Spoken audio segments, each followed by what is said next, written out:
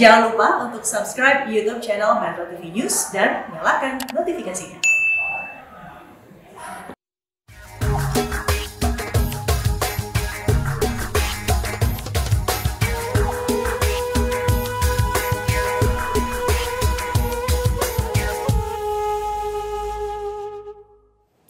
Pemirsa, dalam segmen virtual tour kali ini akan hadir Ustadz Zaki Mirza yang setiap hari menyampaikan seluk-beluk ibadah haji pada kita semua.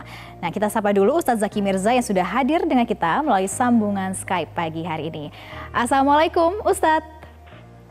Waalaikumsalam warahmatullahi wabarakatuh.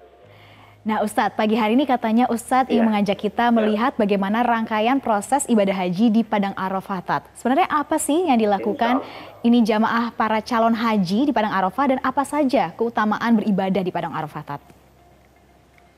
Baik, bismillahirrahmanirrahim. Assalamualaikum warahmatullahi wabarakatuh. Alhamdulillah, salatu wassalamu ala rasulillah, amma ba'd. Pemirsa Metro TV dimanapun Anda berada, yang dimuliakan oleh Allah Subhanahu wa Ta'ala. Yang pertama, Arafah itu adalah sebuah tempat yang terbuka, daerah yang luas di sebelah timur luar kota suci umat Islam, yaitu di kota Mekah. Nah, di tempat inilah pada tanggal 9 Dzulhijjah di setiap tahunnya berkumpullah umat Islam lebih dari 2 juta orang. Baik laki-laki, perempuan, dan mereka datang dari berbagai macam pelosok di belahan dunia ini. Dan yang perlu kita pahami bersama bahwa di Arafah ini kita melakukan satu ritual ibadah yang menjadi substansi atau inti dari semua rangkaian ibadah haji. Jadi semaksimal dan sesempurna apapun orang melakukan ibadah haji, tapi ketika dia tidak melakukan wukuf di Arafah, maka batal hajinya. Itulah kenapa baginda Rasulullah SAW beliau bersabda dalam hadis yang diriwayatkan oleh Ibnu Hibban, Al-Hajju Arafah. Haji itu adalah Arafah. Jadi inti dari semua rangkaian ibadah haji adalah Arafah.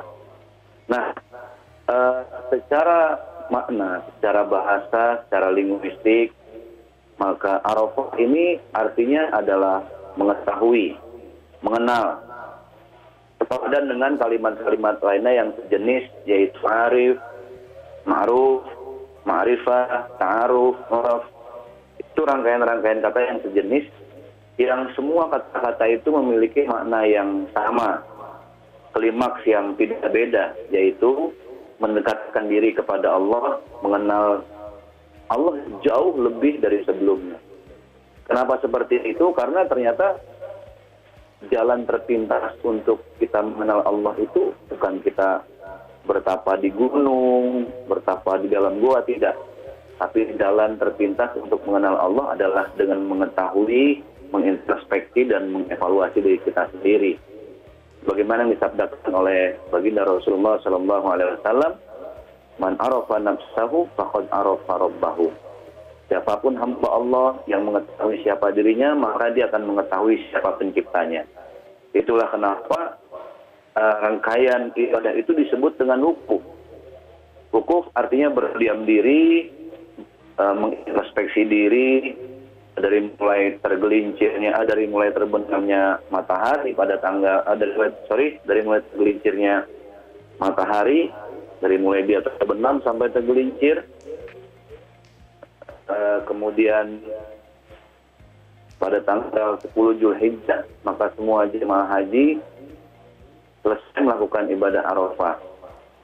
Jadi terbitnya matahari itu di tanggal 9 sampai terbenamnya matahari di tanggal 10 Dzulhijjah. Maka kegiatan umat Islam saat itu di Arafah tidak lain adalah dengan berzikir, kemudian bermuhasabah, dengan tahlil, tahmid, tasbih, semua aktivitas yang terkait dengan introspeksi diri, maka dikatakan dengan wukuf, berdiam diri. Tidak boleh ada ghibah, tidak boleh ada fitnah, tidak ada boleh marah, dan lain sebagainya. Nah, itulah kegiatan-kegiatan yang dilakukan selama jamaah haji melakukan wukuf di Arafah. Berdiam diri di satu tempat untuk mengetahui siapa penciptanya. Dari mulai terbitnya matahari di tanggal 9 Zulhijjah sampai terbenamnya matahari di tanggal 10 Zulhijjah. Dan subhanallah, kalau kita perhatikan, ketika orang sukses introspeksi dirinya, ketika wukufnya berhasil, berdiam dirinya itu membawa berkah, maka dia akan berusaha menjadi pribadi yang lebih baik. Pribadi yang lebih baik itu ketika sudah mengetahui Allah, maka pribadinya penuh dengan cinta dan kasih sayang. Itulah kenapa di Arafah ada satu tempat, satu titik yang disebut dengan Jabal Rahmah, bukit kasih sayang.